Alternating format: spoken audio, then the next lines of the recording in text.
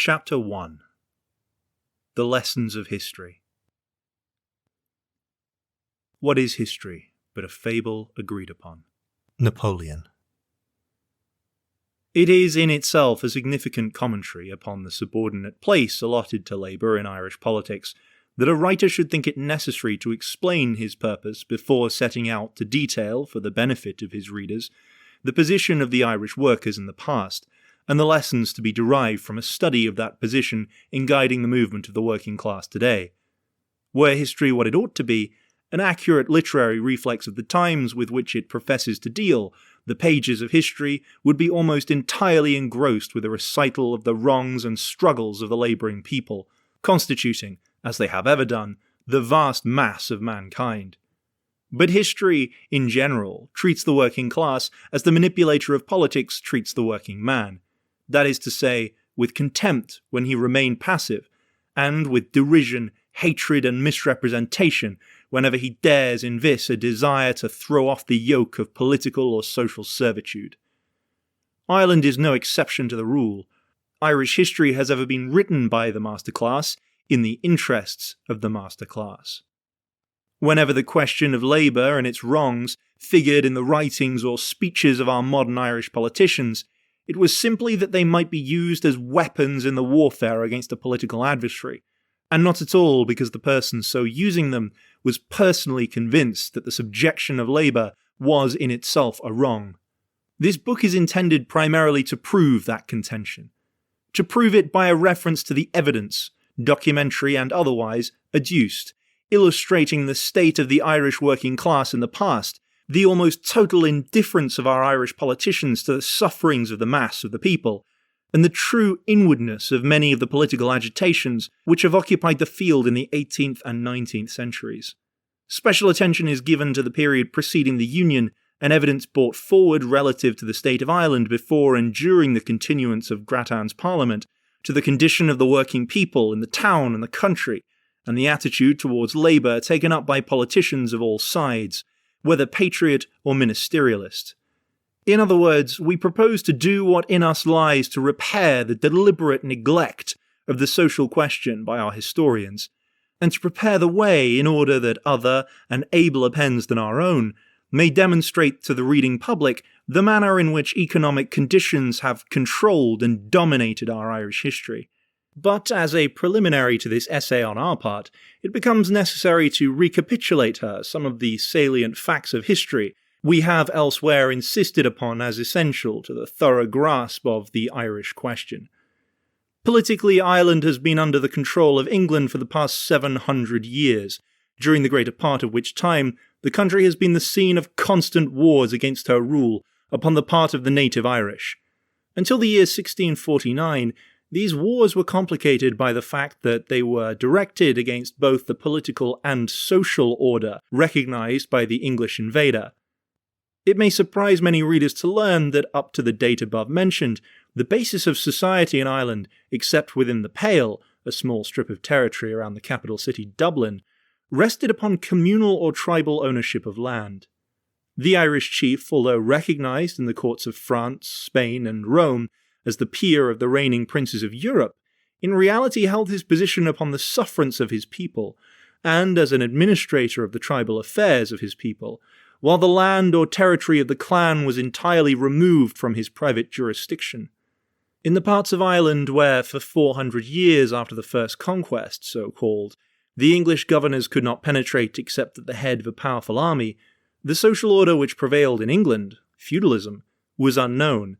and as this compromised the greater portion of the country, it gradually came to be understood that the war against the foreign oppressor was also a war against private property and land. But with the forcible break-up of the clan system in 1649, the social aspect of the Irish struggle sank out of sight, its place being usurped by the mere political expressions of the fight for freedom. Such an event was, of course, inevitable in any case. Communal ownership of land would undoubtedly have given way to the privately owned system of capitalist landlordism, even if Ireland had remained an independent country. But coming as it did in obedience to the pressure of armed force from without, instead of by the operation of economic forces within,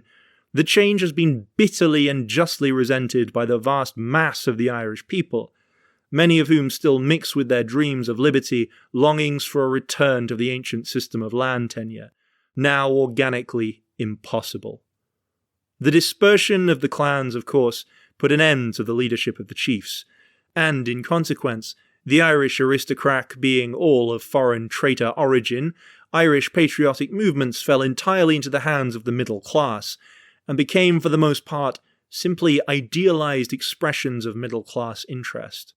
Hence, the spokesmen of the middle class in the press and on the platform have consistently sought the emasculation of the Irish national movement, the distortion of Irish history, and above all, the denial of all relation between the social rights of the Irish toilers and the political rights of the Irish nation. It was hoped and intended by this means to create what is termed a real national movement, i.e., a movement in which each class would recognize the rights of other classes and, laying aside their contentions, would unite in a national struggle against the common enemy, England. Needless to say, the only class deceived by such phrases was the working class.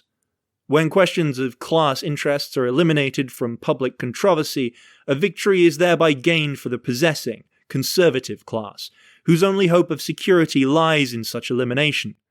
Like a fraudulent trustee, the bourgeois dreads nothing so much as an impartial and rigid inquiry into the validity of his title deeds. Hence, the bourgeois press and politicians incessantly strive to inflame the working class mind to forever heat upon questions outside the range of their own class interests. War, religion, race, language, political reform, patriotism, apart from whatever intrinsic merits they may possess, all serve in the hands of the possessing class as counter-irritants, whose function it is to avert the catastrophe of social revolution by engendering heat in such parts of the body politic as are the farthest removed from the seat of economic inquiry, and consequently of class consciousness on the part of the proletariat. The bourgeois Irishman has long been an adept at such manoeuvring, and has, it must be confessed, found in his working-class countrymen exceedingly pliable material. During the last 100 years, every generation in Ireland has witnessed an attempted rebellion against English rule. Every such conspiracy or rebellion has drawn the majority of its adherents from the lower orders in town and country. Yet, under the inspiration of a few middle-class doctrinaires, the social question has been rigorously excluded from the field of action to be covered by the rebellion if successful, in hopes that by such exclusion it would be possible to conciliate the upper classes and enlist them in the struggle for freedom. The result has in nearly every case been the same. The workers, though furnishing the greatest proportion of recruits to the ranks of these revolutionists, and consequently of victims to the prison and the scaffold, could not be imbued en masse with the revolutionary fire necessary to seriously imperil a dominion rooted for 700 years in the heart of their country. They were all anxious enough for freedom, but realizing the enormous odds against them, and being explicitly told by their leaders that they must not expect any change in their condition of social subjection, even if successful, they as a body shrank from the contest, and left only the purest-minded and most chivalrous of their class to face the odds and glut the vengeance of the tyrant, a warning to those in all countries who neglect the vital truth that successful revolutions are not the product of our brains, but of right material conditions. The upper class also turned a contemptuously deaf ear to the charming of the bourgeois patriot. They, the upper class, naturally clung to their property, landed and otherwise. Under the protecting power of England, they felt themselves secure in the possession thereof, but were by no means assured as to the fate which might befall it in a successful revolutionary uprising.